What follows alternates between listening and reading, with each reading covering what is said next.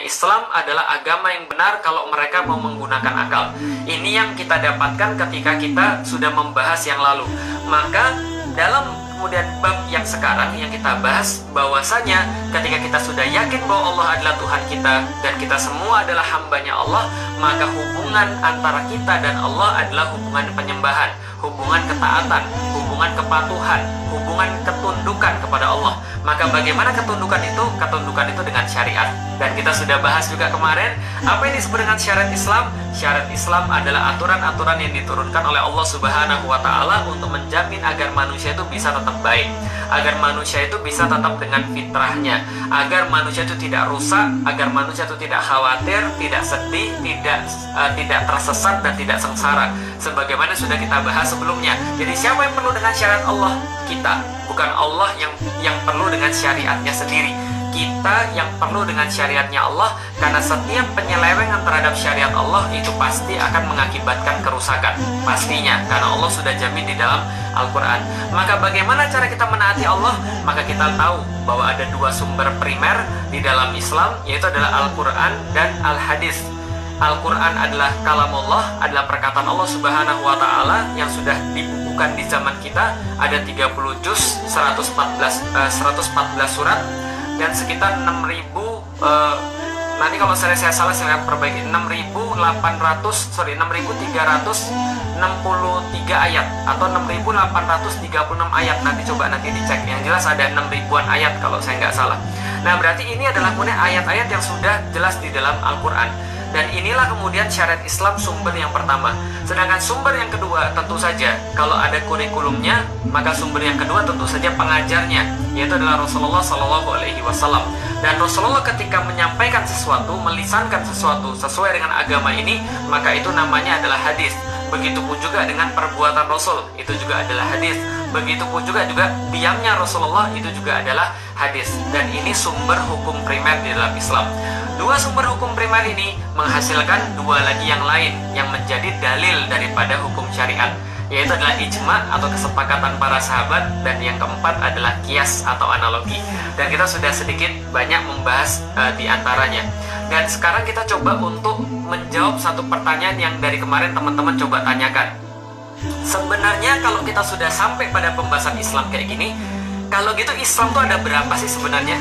Islam tuh ada berapa aliran sih? Ada berapa aliran sih di dalam Islam? Dengar-dengar katanya Rasulullah SAW menghadiskan bahwa Islam ada 73 golongan. Memang benar Islam ada 73 golongan? Ataukah yang selamat tuh katanya cuma Ahlussunnah wal Jamaah? Lalu seperti apa? Nah, ini yang coba akan kita bahas sedikit demi sedikit, satu persatu, dan mudah-mudahan apa yang kita bahas ini memberikan pengertian. Rabbi zidni ilman warzuqni fahman. Jadi gini ceritanya teman-teman sekalian. Al-Quran itu satu, Al-Hadis itu juga satu. Dan ketika di masa para sahabat tinggal bersama Rasulullah, sahabat hidup bersama Rasulullah, maka mereka punya satu orang yang langsung ditanya ketika ada sesuatu. Ketika mereka bingung, ketika mereka nggak paham, ketika mereka baca Al-Quran, mereka kemudian ingat Al-Quran dan mereka ada yang nggak paham, mereka langsung mendatangi Rasulullah SAW, ya nggak? Pastinya, karena Rasulullah ada di sana. Dan siapa yang lebih ngerti Al-Quran dibandingkan dengan orang yang bawa, yaitu Rasulullah SAW. Ketika mereka nggak paham tentang satu ayat, mereka tanya. Ketika mereka nggak paham tentang satu ayat, mereka tanya. Ketika mereka ragu, mereka tanya. Ketika mereka berantem, mereka tanya. Artinya Rasulullah SAW senantiasa jadi pemutus di antara para sahabat ketika mereka punya pemahaman-pemahaman yang mungkin berbeda di antara mereka ketika memahami Al-Quran. Dan apakah ada perbedaan dalam memahami Al-Quran di zaman itu? Jawabannya ada. Atau apakah ada perbedaan dalam memahami hadis Rasulullah? Jawabannya juga adalah ada. Dan perbedaan-perbedaan ini biasa. Kenapa? Karena Islam adalah agama yang Allah turunkan untuk manusia. Dan kalau kita sudah bicara tentang manusia, maka manusia pasti punya perbedaan. Dan karena itulah dalam memahami sesuatu pun mungkin mereka berbeda-beda. Contoh misalnya, kalau kita bicara tentang perbedaan ini bukan hanya ada di masa kita, tapi bahkan ada di masa Rasulullah SAW. Bedanya kita sama mereka adalah Kalau di zaman Rasul mereka langsung bisa nyelesain, kalau kita tentu saja kita harus mengulik dulu, kita harus berusaha dulu untuk mencari apa dan bagaimana cara untuk menyelesaikan perbedaan kita. Jadi pertama-tama saya pengen nyampein dulu bahwa perbedaan dalam memahami sesuatu di dalam Islam, perbedaan dalam memahami dalil-dalil syariat itu sudah biasa. Karena sudah biasa di zaman dulu, harusnya juga biasa di zaman sekarang. Karena di zaman dulu boleh, harusnya juga boleh di zaman sekarang. Saya pengen cerita. Suatu saat ketika tahun ke-5 Hijriah, ada satu perang ini termasuk perang paling sulit di zaman Rasulullah SAW. Namanya Perang Khandaq. Ketika Perang Khandaq ini berlangsung kemudian berhari-hari, setelah perang ini selesai, para sahabat dan Rasulullah tentu capek dong, dan mereka balik lagi ke Madinah. Setelah mereka balik ke Madinah, Rasulullah kembali kemudian ke kediamannya. Kemudian Rasulullah sedang menaruh pedang dan perlengkapan perangnya. Begitu Rasul sedang menaruh perlengkapan perangnya, langsung kemudian Jibril datang lalu berkata pada Rasulullah SAW, "Kamu sudah naruh pedangmu nih, kami aja belum," katanya para malaikat. Kenapa? Karena Allah memerintahkan kamu untuk pergi segera ke Bani Quraidah. Jadi Bani Quraidah ini adalah perkampungan orang-orang Yahudi yang mereka berkoalisi dengan orang-orang kafir Quraisy ketika perang Khandaq, dan mereka tidak hanya berkoalisi, mereka menimbulkan gonjang-ganjing yang sangat besar, geger yang sangat besar pada saat itu pada kaum muslimin. Maka mereka harus diberikan sebuah pelajaran dan mereka harus menanggung resiko dan konsekuensinya. Maka para malaikat berkata, kami sedang menuju ke sana, maka segeralah menuju ke sana. Maka kemudian Rasulullah memerintahkan para sahabat, wahai sahabat, kalian sekarang harus langsung pergi ke Bani Quraidah. Maka Rasul berpesan pada mereka, la yusalliyannal asar, jangan kalian sholat asar, atau la yusalliyanna ahadun asar, jangan kalian kemudian satupun yang sholat asar illa fi Bani Quraidah, kecuali kalau kalian sudah sampai di Bani Quraidah. Ini jelas banget ya. Jadi ibaratkan contoh gini, kita semua adalah pasukan Rasulullah. Lalu kemudian pas kita mau istirahat, Rasulullah kemudian keluar lagi dari kediamannya, lalu berkata pada kita semuanya, kalian semua harus pergi ke Bani Quraidah, dan jangan kalian sholat asar kecuali di Bani Quraidah.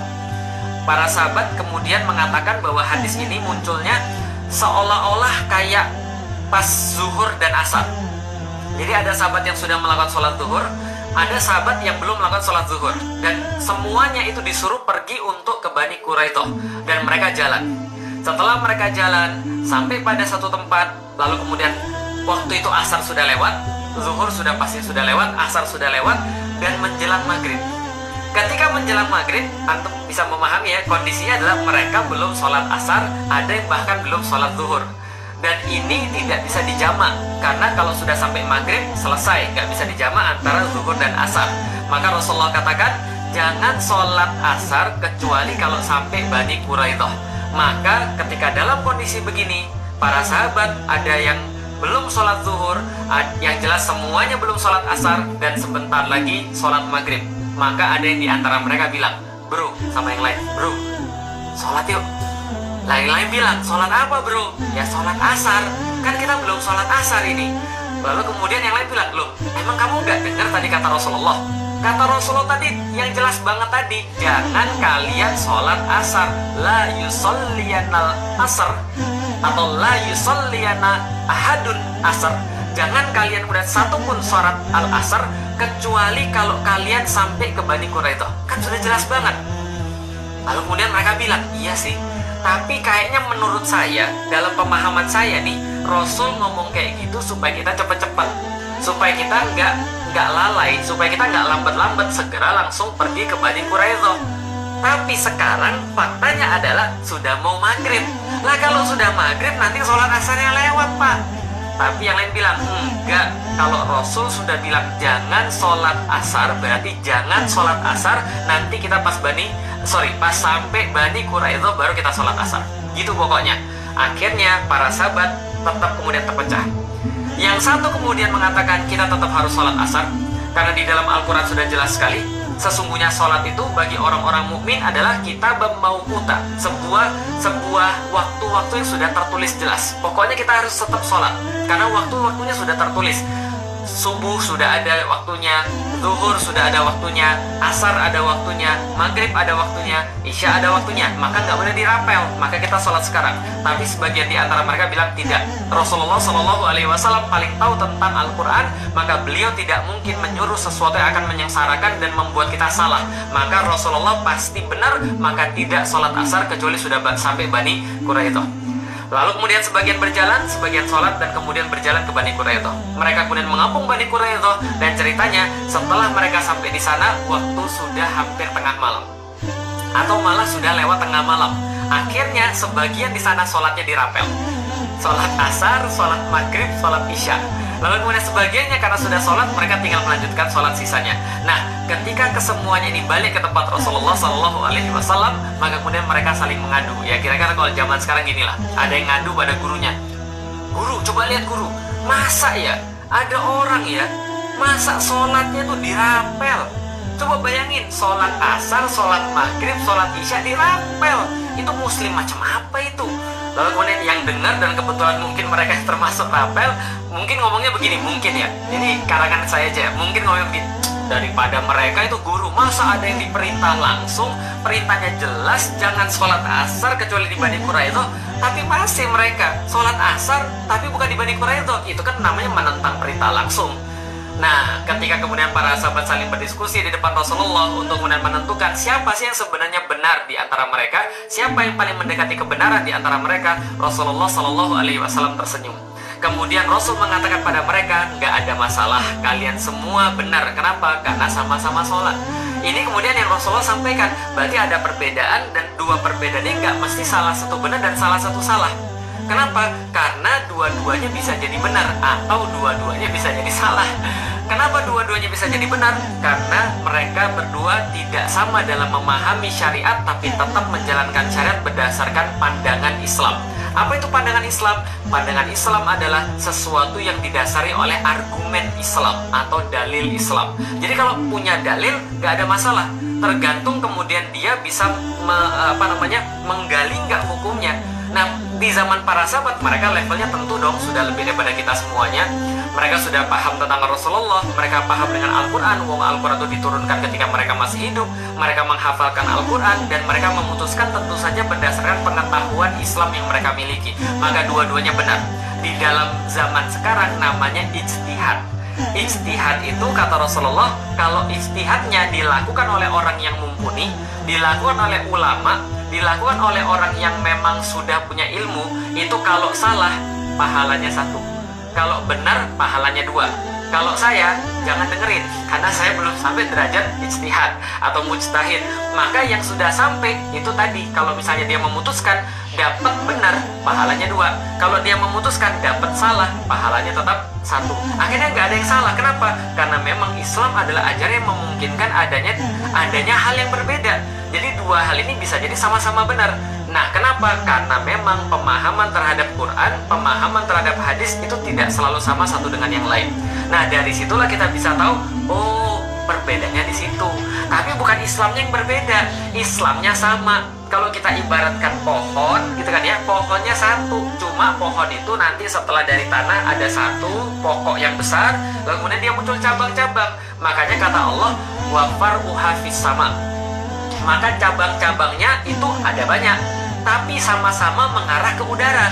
Kenapa? Sama-sama mengharap ridho Allah. Udara itu maksudnya langit, dan langit itu maksudnya ridho Allah. Dan mereka sama-sama menerapkan syariat, sama-sama berdasarkan dalil. Dalilnya apa? Akar yang sama, maksudnya gitu, yaitu Quran dan Sunnah yang sama. Cuma dalam memahami aturan-aturan fikihnya menjadi berbeda. Itu yang menjadi kemudian perbedaan di dalam Islam, bukan aliran-aliran. Karena Islam nggak ada aliran. Karena Islam itu ya satu pohon, cuma cabangnya banyak, dan cabang itu berasal daripada akar yang sama. Tapi Ustaz, ada juga katanya perbedaan di dalam akidah.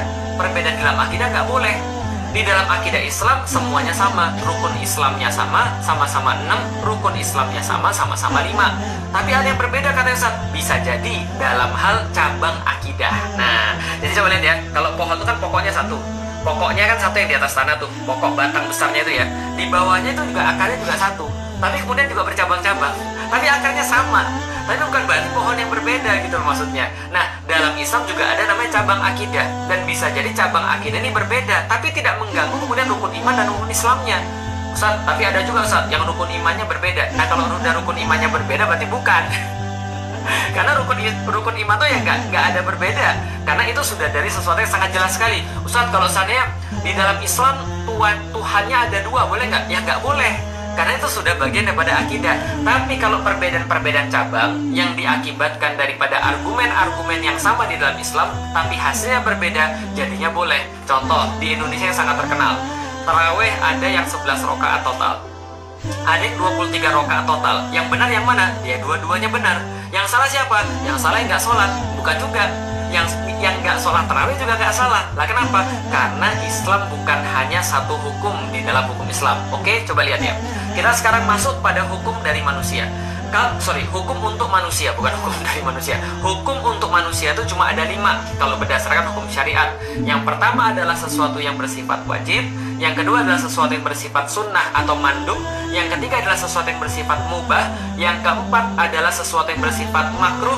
Yang kelima adalah sesuatu yang bersifat haram. Cuma 5 ini aja. Jadi berkitarnya di antara 5. Ini yang dasarnya. Yang wajib kalau dikerjakan berarti berpahala, nggak dikerjakan berarti berdosa. Seperti apa? Sholat wajib, puasa wajib, itu wajib. Kalau wajib itu berarti mengikat. Kalau kita nggak lakukan, dosa. Kalau kita lakukan, pahala. Yang kedua, mandub atau sunnah. Maksudnya apa? Sesuatu yang kalau kita lakukan berpahala, kalau kita nggak lakukan, nggak mengapa. Tapi sayang banget kalau nggak dilakukan. Contoh daripada sunnah, ya sholat rawatib, gitu kan ya. Ketika kita habis sholat zuhur, lalu sholat 2 rakaat, lalu habis sholat maghrib, sholat 2 rakaat, dan seterusnya. Ini adalah sholat sunnah.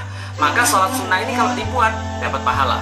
Kalau nggak dibuat, ya nggak apa-apa, cuma sayang aja. Kalau yang mubah, boleh dilakukan, boleh tidak. Contoh, nonton drakor. Wah, seneng tuh ya drakor. Nonton drakor tuh mubah. Atau nonton bola itu yang mubah. Apalagi misalnya, makan ikan bakar itu mubah. Apalagi makan cendol itu mubah.